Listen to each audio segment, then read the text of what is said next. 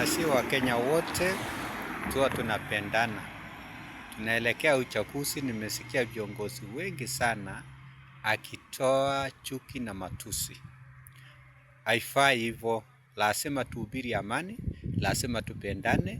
Hata kama tunachagua kiongozi anakuja kuinua nchi, analeta amani, anainua economy yetu, analeta ajira, analeta vitu mingi, chakula, kazi na vitu zingine.